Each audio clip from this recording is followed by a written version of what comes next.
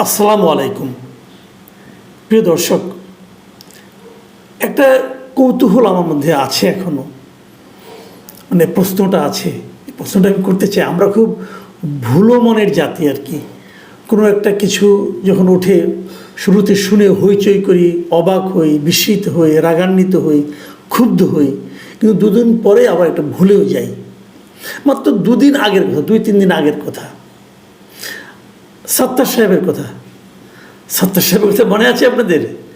যে খালেদা জিয়ার পিএস এবং সাবেক সরকারি কর্মকর্তা, ভূতাপেক্ষা প্রমোশন পাওয়া সচিবও হয়েছেন, অফিসার্স ক্লাবের সেক্রেটারি, অনেক পাওয়ারফুল লোক।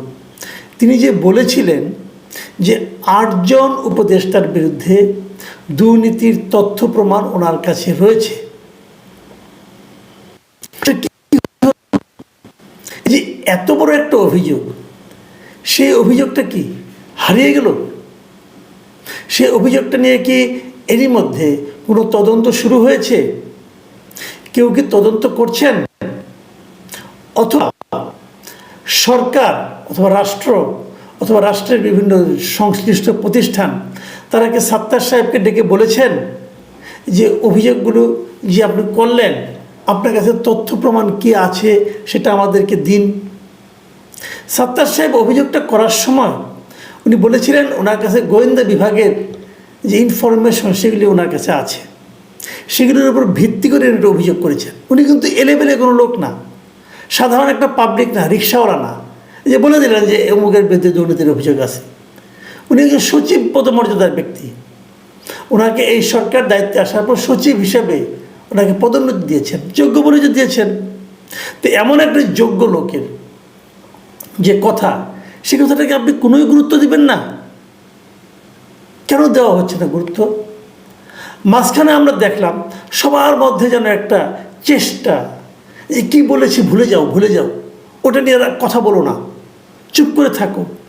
ওনারা মানি লোকে মানহানি করা যাবে না, অথবা ওনারা আমাদের লোক, ওনাদের বিরুদ্ধে কিছু বলা যাবে না, অথবা ওনাদের কাছ থেকে আমরা কিছু সহানুভূতি আশা করছি এগুলি বলা যাবে না, অথবা সামনে একটা নির্বাচন, আমরা নির্বাচনে জয়ী হয়ে সরকার গঠন করতে যাচ্ছি, এই নির্বাচন ওরা থাকবে নির্বাচনের সময়, এখন ওদের সঙ্গে কেন তোমরা ঝামেলা পাকাচ্ছ?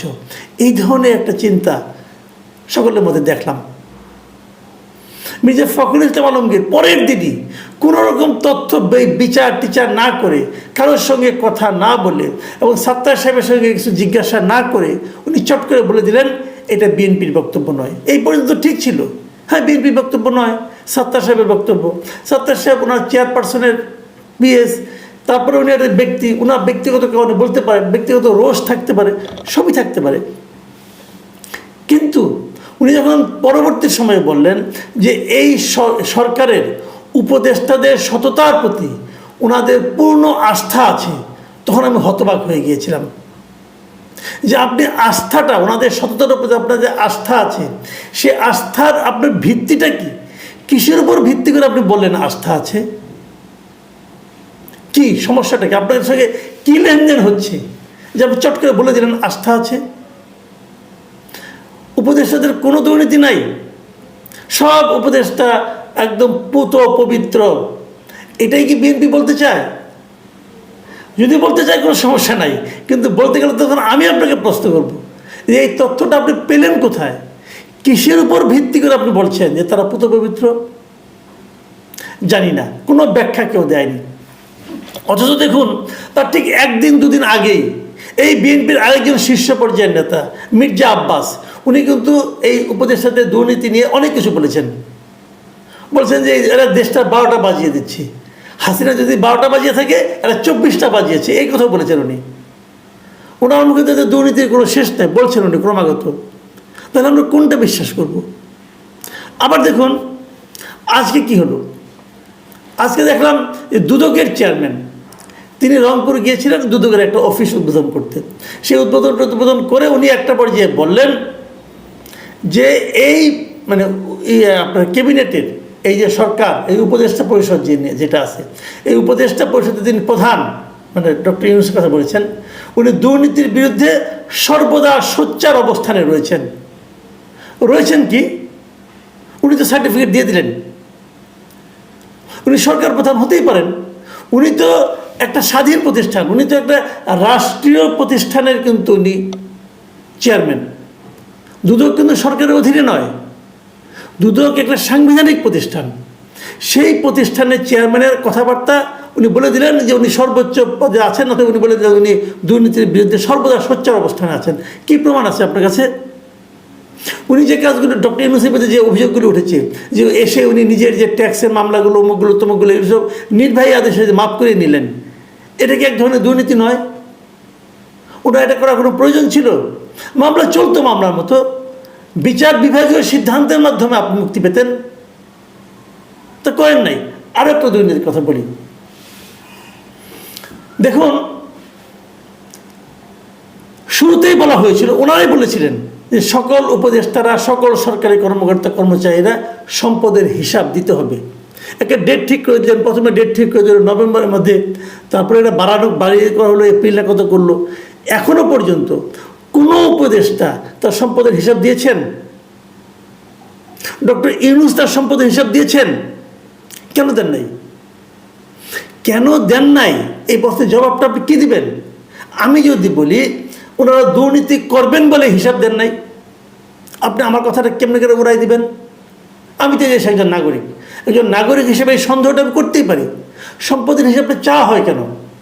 চাওয়া হয় এই কারণে যে আপনি যখন এই দায়িত্ব পেলেন তখন আপনি বলবেন আপনার কত টাকা আছে। যখন আপনি চলে গেলেন দায়িত্ব থেকে, তখন আমরা জানতে পারবো আপনার কত টাকা বাড়লো।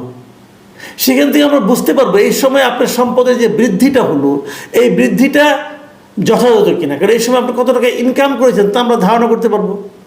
সিম্পল এই কারণেই তো সম্পদের হিসাব চাওয়া হয়েছে। কেন কোনো উপদেষ্টা শুরু থেকে সম্পদের হিসাব দিলেন না?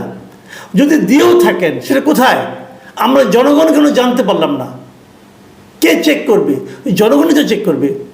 দেখুন, যখন একটা সরকারি, যখন একটা রাজনৈতিক সরকার আসে, রাজনৈতিক সরকার যখন এমপি ইলেকশন তারা করে, তারা পাশ করে তো আসে, তো প্রত্যেকটা ইলেকশনের সময় এমপি যারা ইলেকশন করেন তাদের কিন্তু নিজ নিজ সম্পদের একটা হিসাব দাখিল করতে হয় নির্বাচন কমিশনের কাছে।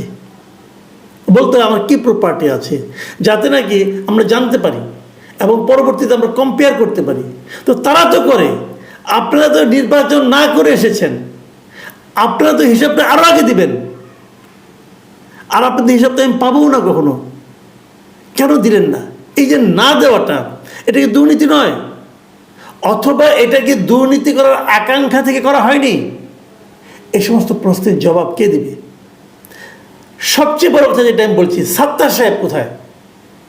উনি যেটা বলে চুপ করে থাকলেন, কেন বললেন এবং কেন চুপ করে থাকলেন? আমি তো মনে করি সাত্তার সাহেবকে ইমিডিয়েট আইনের আওতায় আনা উচিত।